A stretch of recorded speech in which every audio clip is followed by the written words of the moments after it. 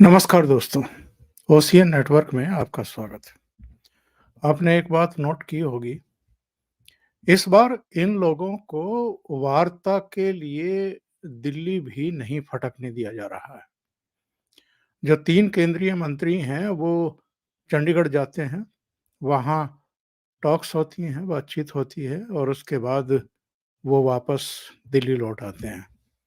यानी इनको चंडीगढ़ और अंबाला जिले के शंभू बॉर्डर तक सीमित करके रखा हुआ है, उसके आगे इनको बढ़ने नहीं दिया गया है। इधर ज़रूर ये संयुक्त किसान मोर्चा ने एक बयान जारी किया है और एनडीए का विरोध करने का ऐलान किया है। यानी ये राजनीतिक ही है, इसके पीछे राजनीतिक उद्देश्य ही हैं और प्रधानमंत्री नरेंद्र मोदी की जो लोकप्रियता इस समय चरम पर है, उसमें कमी लाने का ही कुल मिलाकर के प्रयास है। ये तो इन्होंने यानी संयुक्त किसान मोर्चा ने ये फैसला करके साबित कर दिया। उधर राकेश टिकैत ने भी ये कहा है कि 21 फरवरी को जिला मुख्यालय पर वो धरना देंगे, सांकेतिक धरना देंगे।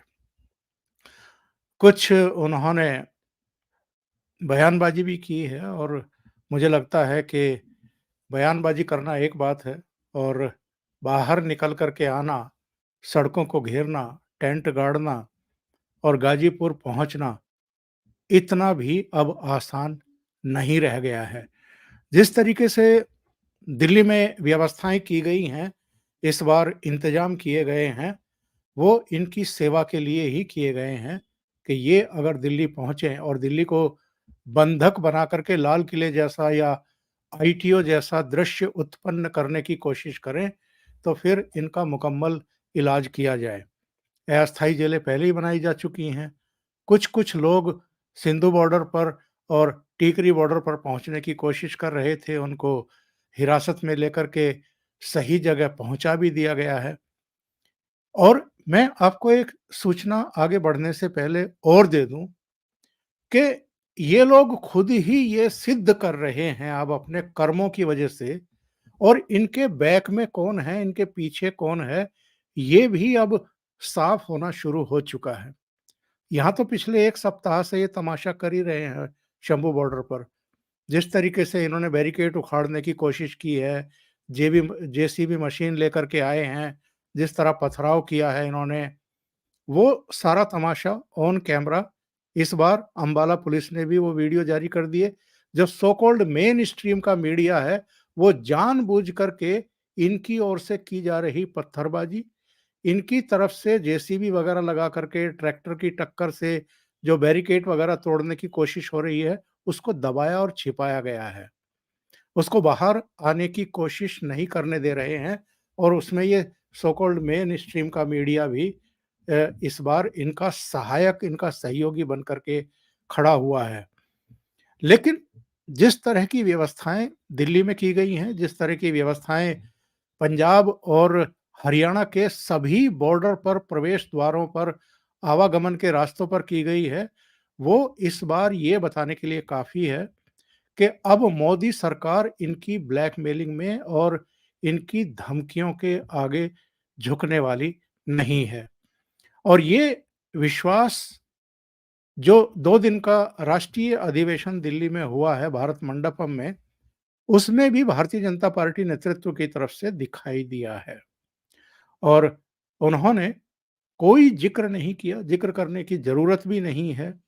और इस बार तो जिस तरीके से मल्लिकार्जुन खड़गे से लेकर के राहुल गांधी तक आपा खोते हुए दिखाई दे रहे हैं, अरविंद केजरीवाल जिस तरीके से अपनी गिरफ्तारी से बचने के षड्यंत्रों में ही लिप्त हैं और अपनी भड़ास निकाल रहे हैं, बजट सत्र के नाम पर विधानसभा का सत्र बुला करके, उससे भी एक हताशा और निराशा का आलम। और जिस तरीके से ये इंडी अलायंस बना था और वो टूट रहा है, एक-एक करके सब छिटक रहे हैं, इससे भी पता चलता है कि एक्चुअल में विपक्ष ये मान चुका है कि 2024 के इस लोकसभा चुनाव में तो नरेंद्र मोदी की धमाकेदार वापसी हो रही है और यही फ्रस्ट्रेशन जो विदेशों में बैठे हुए इन खालिस्तानियों के आका हैं, उनकी नींद हराम किए दे रहा है।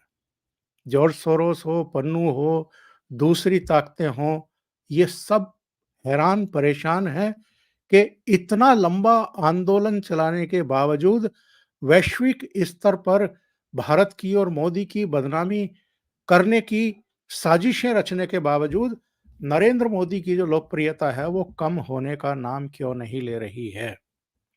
और अब तो जो मैं बात कर रहा था कि विदेशों में भी अब वो जो बौखलाहट है, वो जो परेशानी है, वो जो कुंठा है वो दिखाई देने लगी है। सैन फ्रांसिस्को से एक वीडियो आया है, वहाँ पर इन लोगों ने प्रदर्शन शुरू किया है इनके समर्थन में, यानी सैन फ्रांसिस्को में। देखिए। लगे रहे झंडा दुनिया च नजर नहीं आवेगा, हिंदुस्तान के टोटे टोटे हो जाएंगे।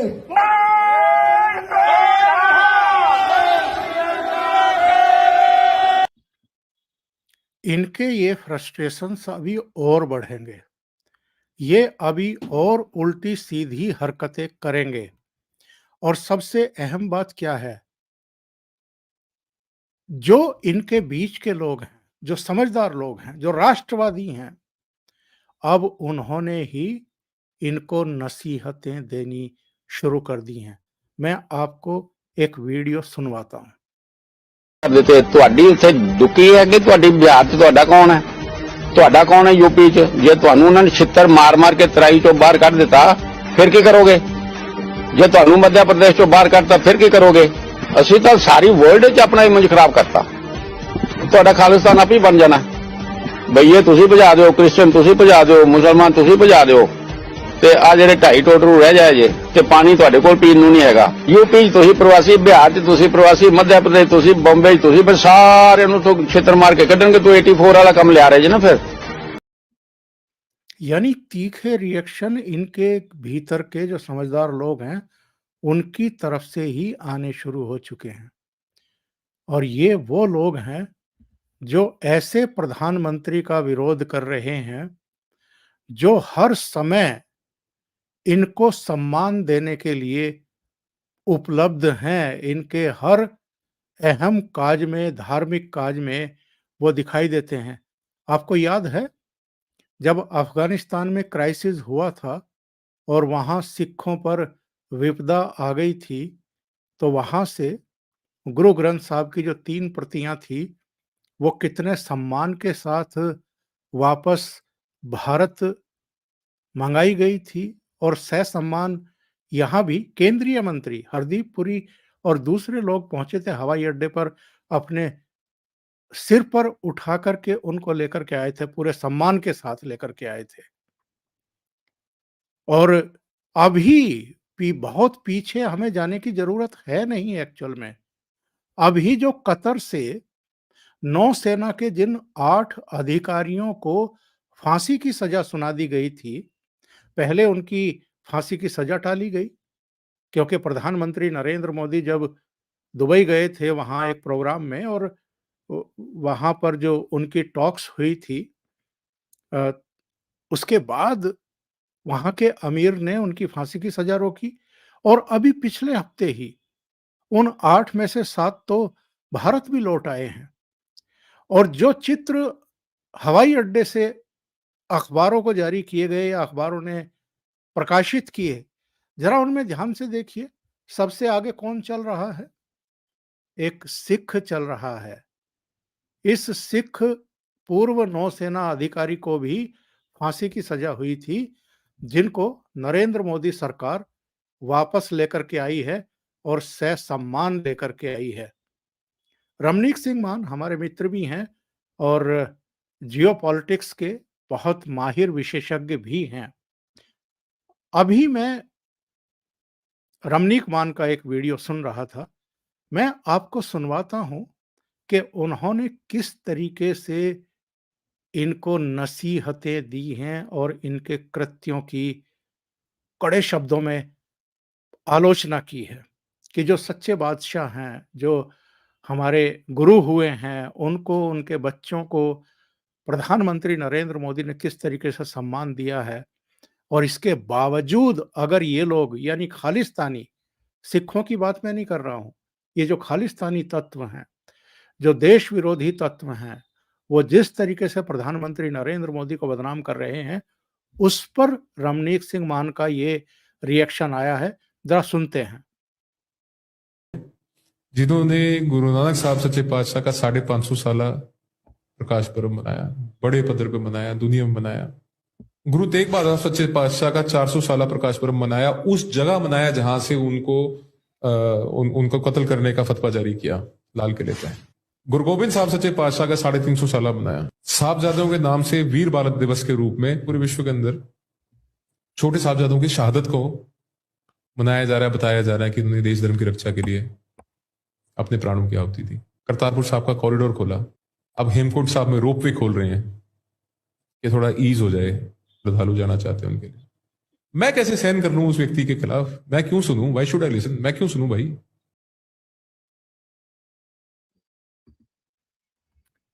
मैं आपको बताऊं, वहां पर जो नौजवान इकट्ठा किए गए हैं, जो उपद्रव कर रहे हैं, जो पत्थरबाजी कर रहे हैं, जो माहौल को खराब करने की कोशिश कर रहे हैं, जो फोर्स को हरियाणा सरकार को और केंद्र सरकार को उकसाने भड़काने की कोशिश कर रहे हैं कि फायरिंग वायरिंग हो जाए, 10 5 20 लोग अगर मारे जाएं तो उसके बाद मोदी सरकार को, प्रधानमंत्री को पूरी दुनिया में बदनाम किया जाए और उसके बाद जो है लोकसभा चुनाव में उनकी संभावनाओं को खत्म किया जाए, पलीता लगाया जाए, अलग-अलग राज्यों में किसानों को भड़का करके सड़क पर उतारा जाए। मतलब लोकसभा चुनाव बिल्कुल एकदम सिर पर है और तब ये षड्यंत्र रचे जा रहे हैं खालिस्तानियों के द्वारा, विदेशों में बैठे हुए इनके आकाओं के द्वारा।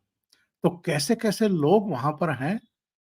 एक रिपोर्टर है, वो इनसे पूछ रही है कि एमएसपी का फुल फॉर्म क्या है? और इनको पता नहीं है कि एमएसपी का फुल फॉर्म क्या है। सुनिए। एमएसपी चखना ही हो रहा है बस। नहीं मालूम। अच्छा चलिए कोई नहीं। फुल फॉर्म क्या है? फुल फॉर्म तो जी हो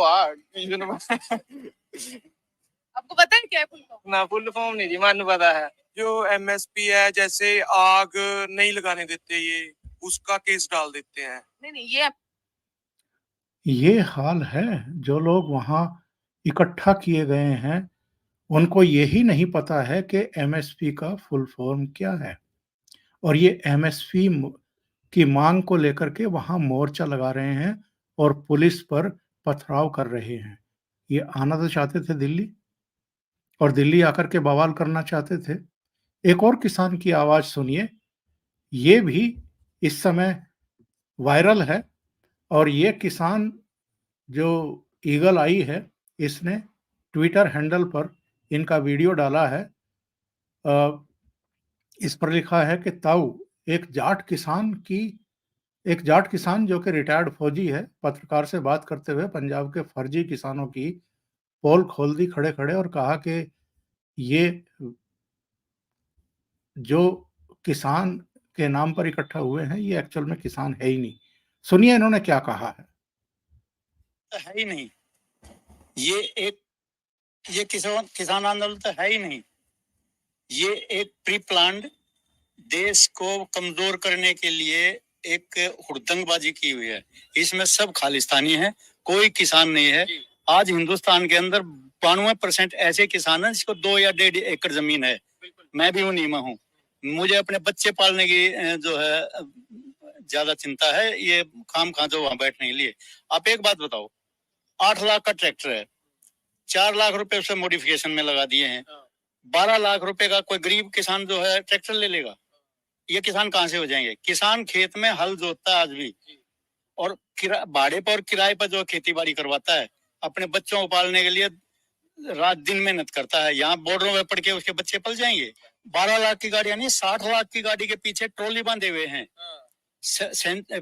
वो सेंटनर गाड़ी कौन सी है, उसके पीछे फॉर्च्यूनर, उसके पीछे जो है ट्रॉली बांधे हुए हैं। ये तो क्या है, किसान 60 लाख की गाड़ी के पीछे ट्रॉली बांध के चलेगा? ये कोई किसानों का कोई नहीं।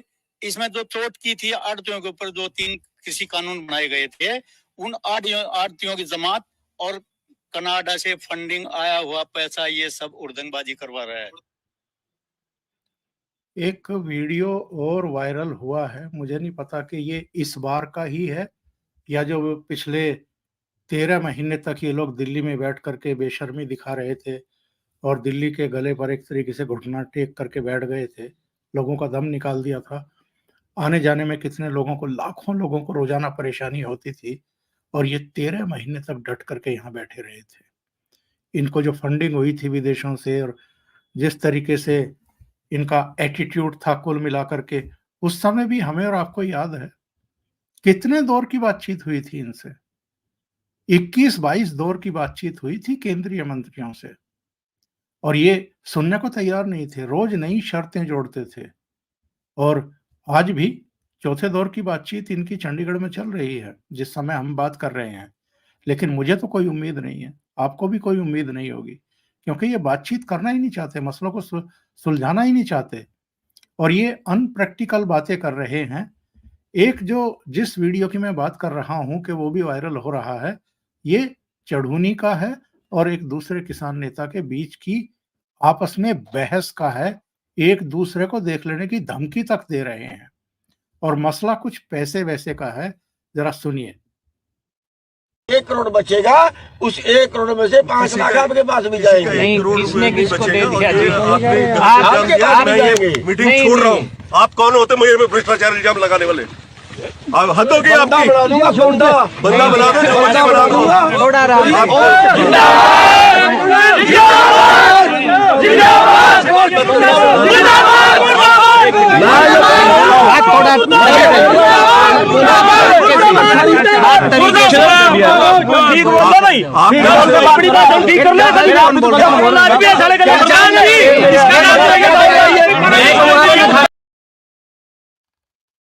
ये आलम है इन लोगों के बीच में और ये तो आपको जानकारी अब तक मिल ही चुकी होगी कि ये इस बार संयुक्त किसान मोर्चा का आंदोलन नहीं है।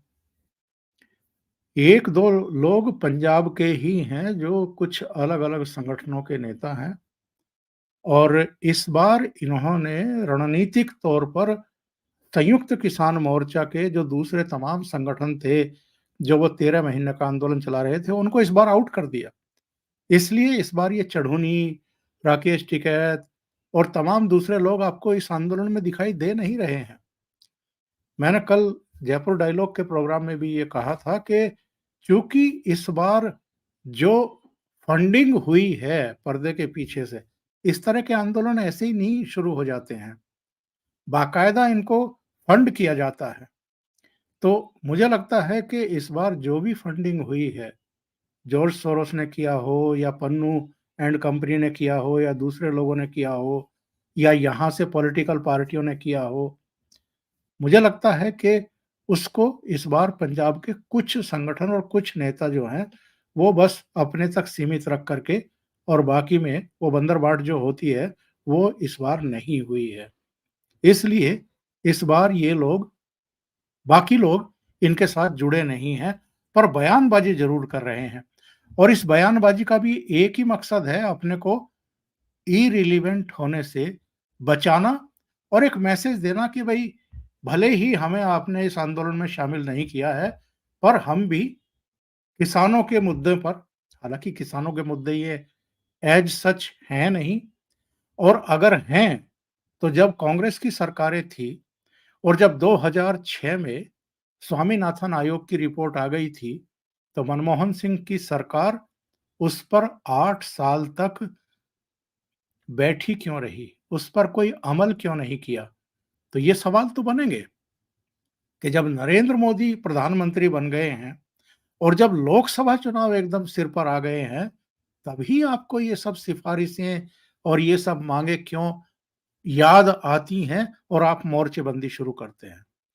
तो इस बार जो है, इनका जो मूल एजेंडा है, यानी खालिस्तान का एजेंडा, उसको आगे बढ़ाना, हिंसा कराना, बदनाम करना मोदी सरकार को और किसानों में विभाजन करना, क्योंकि हाल में चौधरी चरण सिंह को भारत रत्न दिया है और उधर बिहार में कर्पूरी ठाकुर को भारत रत्न का ऐलान किया है, तो इनको बहुत बड़ी परेशानी हो गई है। इनको लगता है कि मोदी की लोकप्रियता चरम पर है, इसका ग्राफ अगर नीचे नहीं लाया गया तो बहुत मुश्किल होगी। मैंने कल के एक वीडियो में आपको एक इन्हीं के बीच के सिख का एक वीडियो सुनवाया था, उसको मैं फिर से प्ले करता हूं और इस कार्यक्रम कब्रिस्तान मांगे, कब्रिस्तान 2 साल अपने सपोर्ट में मैं अभी मार दो सालों को कब्रिस्तान में, अगर हम मांग रहे हैं हमें मार दो यहीं पे। अच्छा हमें नहीं चाहिए खालिस्तान। खालिस्तान में क्या करेंगे जाके हम यहाँ अच्छे हैं, 2 वक्त की रोटी चाहे सूखी मिले गिली मिले आराम से नींद आती है हिंदुस्तान में, नहीं चाहिए हमें। तो ये साजिश क्यों चल रही है? कि लग रहा है कोई साजिश चल रही है? है ही साजिश ही है ये। तो जब शुरू में भिंडरा वाला उठ रहा था तो तभी क्यों नहीं को मारा था? जब मैं तो सर से पानी इंदिरा के चला गया तब जाके गोलियां चलवा दी, उसने भी दंड भुगता और आज तक भुगत रहे। देख ले जले पड़े हम। अच्छा देख ले। आखिर में मैं इस कार्यक्रम को समाप्त करने से पहले पश्चिमी उत्तर प्रदेश के एक किसानों के वीडियो की आवाज सुनवाता हूं और इससे पता चलता है कि ये जो आरोप लगा देते हैं ना कि साहब ईवीएम हैक हो गया और ये जीत गए। एक तो मैं ये सवाल पूछता रहा हूं कि जब पंजाब में आम आदमी पार्टी की सरकार बनती है, क्या तब भी ईवीएम हैक करके आम आदमी पार्टी की सरकार बनवाती है भारतीय जनता पार्टी? या अलग-अलग राज्यों में ममता बनर्जी जीतती है, या अभी तेलंगाना में, कर्नाटक में कांग्रेस पार्टी जीती है, उससे पहले हिमाचल में कांग्रेस पार्टी जीती थी, दिल्ली में भी केजरीवाल की सरकार बनी थी, तब भी क्या ईवीएम हैक हुआ था? और अब इन्होंने फिर वो तमाशा शुरू किया है। 19 फरवरी को यानी कल जंतर मंतर पर फिर इन्होंने प्रदर्शन का कॉल किया है, आह्वान किया है ईवीएम के खिलाफ। तो एक पश्चिमी उत्तर प्रदेश के किसान की जरा ये आवाज सुनिए, वो क्या कह रहे हैं। और ये शो करता है कि नरेंद्र मोदी की लोकप्रियता किस स्तर पर है, और ये जो लोकप्रियता है यही इनको परेशान कर रही है, इनकी नींदें उड़ा रही है। उनसे मेरे 1-2 साल बच रहे हैं, भगवान या मेरे वाली उम्र भी काट कर मोदी को दे दे और जी जा 2 साल में जी मन प्यार क्यों बताओ जी? है इतना प्यार क्यों है? इतना प्यार तो नु है जब जब देश सारे काम कर दिया। यहाँ सीख तो रात को नु जाकर जाते भी वहां 12 पे फिकर नु रहता गा भी जागा नहीं तड़के उल्टा यह गुंडागर्दी चल रही थी। हाँ यो बट्टा जोगी हो रहा, एक ही आदमी तो बदला प्रदेश में है जी, और बसूरग आ गया। एक ही पहला था नु दिक्कत ही देख कर भाई क्या होगा। तो एक इंसान को फर्क है आदमी आदमी को। बुजुर्ग आदमी है, 80 साल से ऊपर की उम्र है, वो कह रहा है कि जो मेरी 1-2 साल की उम्र बची है ये भी नरेंद्र मोदी को लग जाए।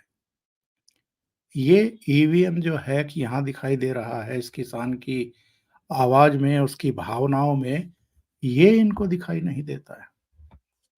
अभी के लिए इतना ही। बहुत बहुत धन्यवाद। अगर आपको ये चैनल और इसके कंटेंट पसंद आ रहे हैं तो लाइक करें, कमेंट करें, वीडियो को शेयर भी करें। अभी तक अगर आपने ये चैनल सब्सक्राइब नहीं किया है तो सब्सक्राइब कर लें और साथ में लगे बेल आइकॉन को दबा दें ताकि आगे आने वाले वीडियो और उनके नोटिफिकेशन आप तक पहुंचते रहें। बहुत बहुत धन्यवाद। नमस्कार।